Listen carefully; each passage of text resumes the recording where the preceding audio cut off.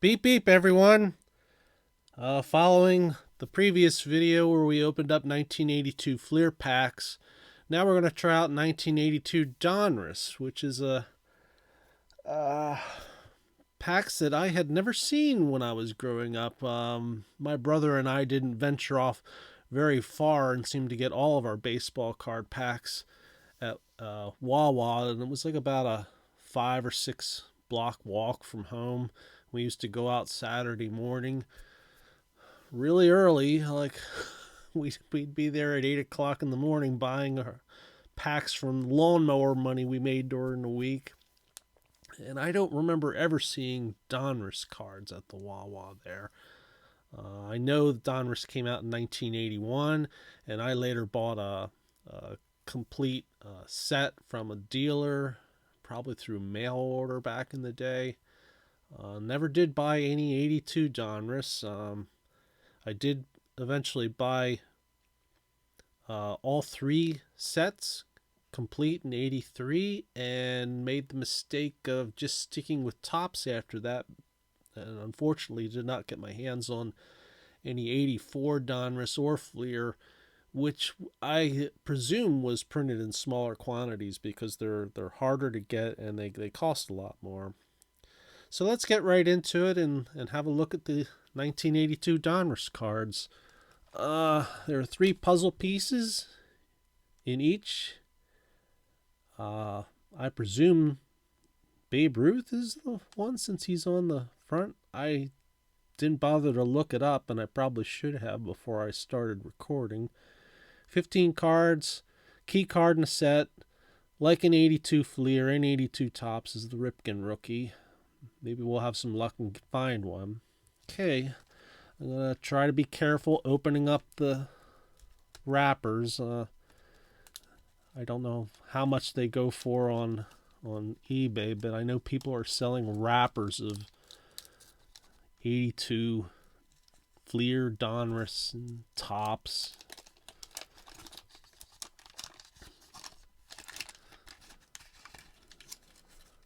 So we're going to try to get these out without damaging the cards or the wrapper. And there we go. Slide these over here. All right. There's puzzle pieces 4, 5, and 6. Yep, it's Babe Ruth. This must be the top of it. Puzzle pieces. Jigsaw puzzles must have been a big deal back in the day. Mark Wagner. Okay, there's a little bit of a ding in the lower corners. But for 40-year-old cards that have been sitting around for, 40 years. A little bit of an edging issue at the bottom. The backs look like this. I know in 83 they changed that blue to a yellow, but they pretty much look the same as the 83s. So we got Mark Wagner posing for batting. Dave Geisel, who's got a strange looking stare on his face. I'm not sure if he's in shock or if he had drank too much of some strange liquid. Or his teammates are off in the distance taking turns riding in a clothes dryer. Greg Lucinski. Okay. This is when he went to the White Sox. I remember him when he was with the Phillies. Really great player. Jerry Narron. Jose Cruz, another great player, played most of his career for the Astros. He doesn't look very happy in this photo. Carlton Fisk, Hall of Famer. This is after he left the Red Sox. I believe he shows up in his first White Sox card is in the, correct me if I'm wrong, the 81 Tops traded. Dave Rosello, looking very happy. Jackson Todd, also looking very happy. And Steve Braun looking sorta happy. Tom Hume with those 1980s glasses. We all had glasses like that, and fortunately, I know I certainly did. Mickey Hatcher. You can see the edging on here. I don't know if you can see it. It's kind of rough. Ron Jackson, another happy photo. Gary Renicky. Reed Nichols. Lots of happy people in this pack. Ed Ott. Looking like he's happy too. I thought I felt something back here. It's like a little mark of some sort there. All right, pack 2. Let's try to get this open carefully. All right, good. Now, when I start doing more recent packs on this channel, we're just going to rip into them. I don't see any reason to preserve those, but these are 40 years old. Oh, what happened here? Looks like some kind of mold or poop or something. Yuck. Hopefully it's not on the rest of the cards. I'll have to clean my hands after I'm done with this one. Tom Verizor, looks like he's lost. Somebody help him find the dugout. Mike Norris. Steve Sachs. Wow, look at the edge on the bottom of that card. Ouch. Quality control was sorely lacking back then. And this is his rookie card. Ron Oster. I think this is the first year that they put in Diamond Kings cards in Donruss sets, where an artist did a rendering of a player. I don't remember the name of the artist. Don't quote me on this. It could be Dick Perez. This is Gorman Thomas, looking like he's a member of the Bee Gees. Big yellow orb right here. Not sure if that came out of his brain or his ear or his nose. Tommy Herr. The thing I remember about Tom Herr, and I don't believe he had done it up to this point, no, too early in his career, is he's the only player in my living memory that had over 100 RBIs in one year with less than 10 homers. And I believe he had 8 homers, and I don't remember the year he did it. And I don't believe that's been done since, the dead ball era. Ken Retz. Paul Splitorf. It's always a neat last name to say. I vaguely remember him pitching for the Royals in the 80 World Series, and yeah, he was with them still in 80. George Orta. Look at the bottom of that one too. I don't know if you can see that. It's like the whole edge has been bent up. Danny Ainge. I don't know if that's a rookie card for him or not. I'm sure his rookie card, it depends on how you want to define it, but I think it was in the 81 Topps Traded set. Nah, I think he appeared in the 81 Donruss set. So this might be a second-year card. Had a good career as a basketball player. Rick Monday. Another happy face. Jerry Mumphrey. Fred Stanley. Hal McRae, another great player for the Royals. Pretty long career. I'm pretty sure he had over 2,000 hits. He definitely hit a lot of doubles. Pretty sure he made over 500. I know he must have led the league at some point with over 50. There he is in 1977. 54 doubles. Jamie Easterly. All right, on to pack 3. Let's see here. Uh-oh. It's not coming off. I might not be able to get this one off. There we go.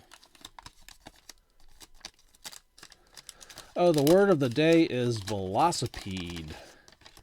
And if you want to use it in a sentence, a good one would be, I ate a velocipede today.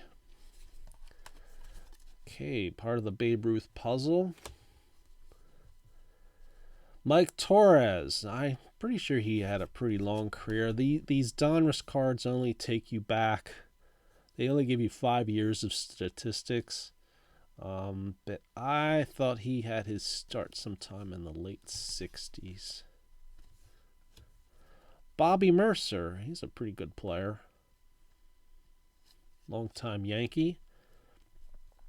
Jerry Turner. He's not looking so happy there. Dave Collins. Speedster for the 80s Reds. Always remember him for having these large glasses. And anybody that did wear glasses back in the day, they were usually large like that. I think they might be making a comeback, though. I've seen some folks out there wearing glasses that have large lenses in them. Tommy John. Now there's somebody that probably should go in the Hall of Fame. And now that Jim Cott has been entered into the Hall, maybe Tommy John will get a chance soon. Most famous for the surgery they named after him, repairing his ligament. He lost a year, and when he came back, he was probably better than he was before he had that injury. Pitched a long time, well into his 40s. I couldn't tell you how many victories he had, but he fell short of 300. I'm thinking he was in the 280s when he retired. Juan Bonilla. Bobby Boone, great catcher. His father, this is like a 3-generation family of Boones that were in the big leagues. His father was Ray Boone. He had 2 sons, Aaron and Brett, that debuted in the 90s. Great catcher. Mostly an okay hitter. I mean, he had a few seasons where he didn't do very well, but he had a pretty solid career. Steve Kemp. Al Bumbry. Looking really happy there. Lots of happy people in the Donruss set. Scott McGregor. Steve Henderson. Hall of Famer Frank Robinson, manager card. Something that Topps hadn't really stopped doing. I forget what year they stopped doing it. It was in the 70s, and then they brought them back.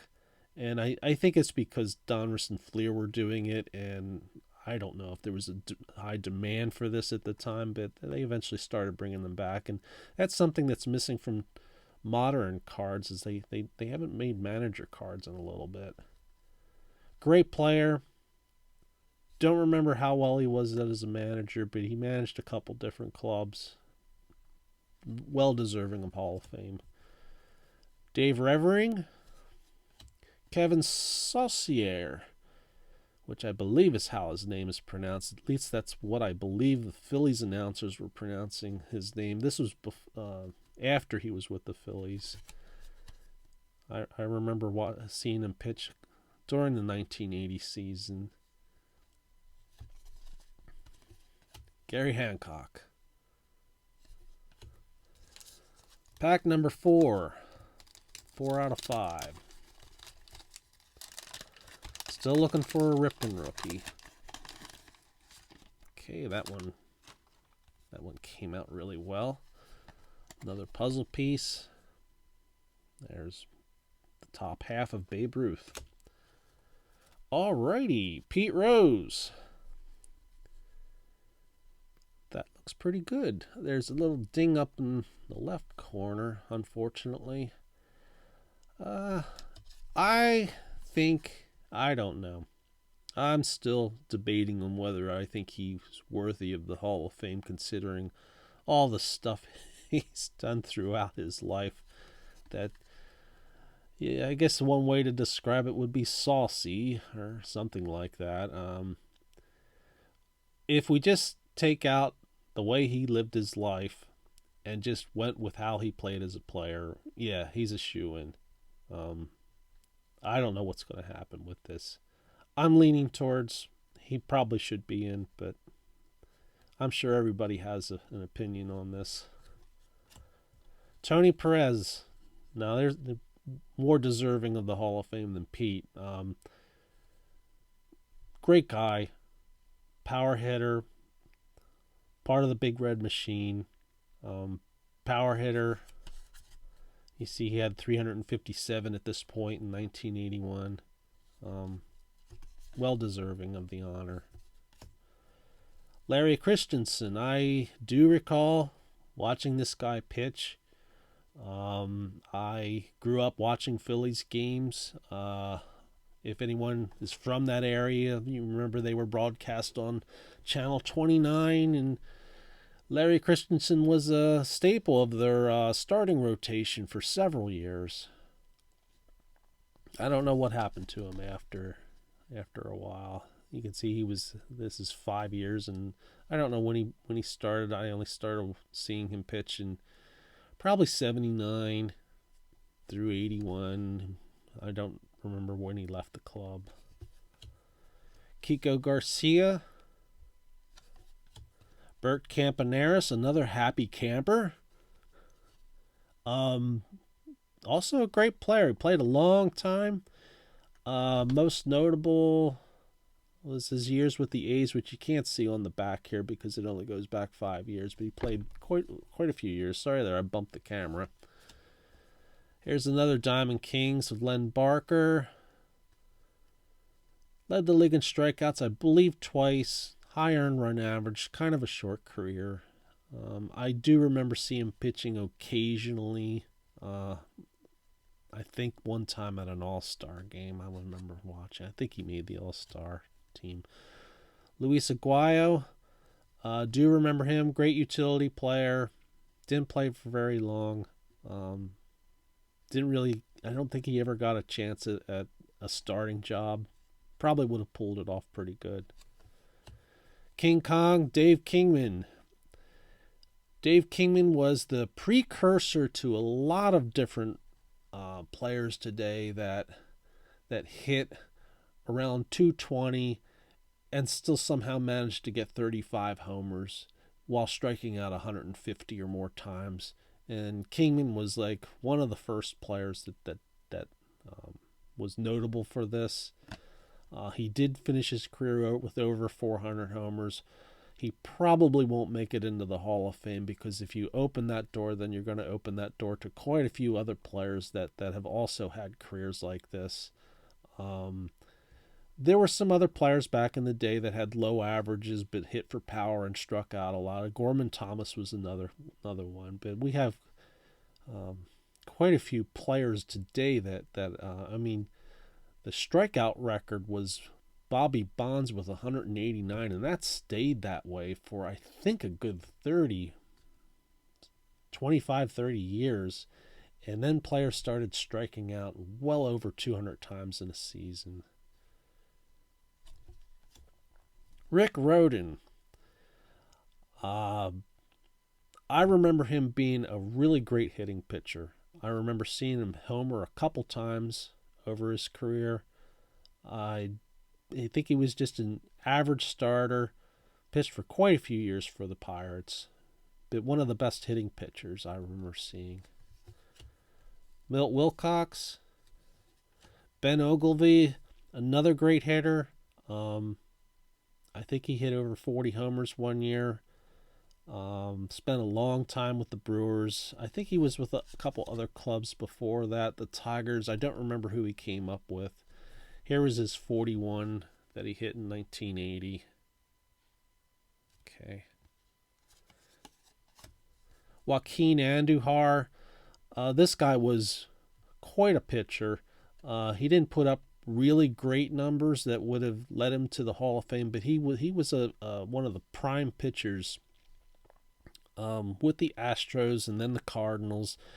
He had a very unusual delivery, and he could throw overhand and sidearm. And so it threw a lot of batters off facing him. Joe Niekro, the brother of the famous Phil Niekro, played a good amount of time, I think, with the Astros. I think he journeyed around a bit. Kirk Gibson. Yeah, there's a little bit of a ding down there. Really great guy. A great hustle. Probably most famous for that 1988 home run. He won the MVP that year. Didn't have really huge numbers or anything. Not sure if he'll have a shot at the Hall of Fame, but very popular player. Joe Pittman. And he looks really happy there. I have never seen so many happy players. It really puts the 82 Fleer and the 82 Tops to shame, because I didn't realize there would be this many smiling faces in the 82 Donruss. So I'm going to have to refer to this as the set full of smiles. Pedro Guerrero, another great hitter. Put up some really good numbers deeper into the 80s. I think in this part of his career he kind of messed around in the minors. They'd call him up every year, and 81 must have been his first full season. Remember, that was a strike-shortened year, so the numbers from that year are a lot lower than years around it, similar to what happened in 94. So, I mean, it looks like he only played part of the time, but he really did play full-time. Hall of Famer Yogi Berra. Coach card. Now, that's something that a lot of sets don't issue, and Donruss probably did this to attract people to buying their product, because no other card sets were issuing cards just for coaches. But Yogi Berra was such a famous Hall of Famer that I'm pretty sure that's one of the reasons why they issued this card. Buddy Bell, Diamond Kings card. Another great player. Amos Otis was another great player. I've seen a lot of Royals in these 5-packs. He played a long time with them, and I think his WAR numbers are actually pretty good for his career. Rufino Linares. Now that one I don't remember. Bill Gullickson. Warren Cromartie. Leon Durham. I believe this is his second year card. Yeah, he started with the Cardinals. Had a few good years, and then tailed off. Bill Robinson, squinting at the UFO that just landed in the outfield. Juan Baniquez. Steve Garvey. Now there's somebody that's deserving of the Hall of Fame. He had like 6 seasons of 200 hits, and usually that's enough to get anyone to get in, to be inducted into the Hall. I know he tailed off, during the 80s, but he was a really great player. Maybe someday he'll be in there. Rudy May. Lou Piniella, another great player and a great manager in later years. Gary Allenson, and last card is John Denny, who I do remember pitching for the Phillies for, I think, 1 or maybe 2 seasons later on in the 80s. So no Ripken in this group. I'll probably have to go out and see if I can find more packs of these at some point. Maybe we'll get lucky. Okay, everyone, thanks a lot for watching. You all have a great day now. Beep, beep.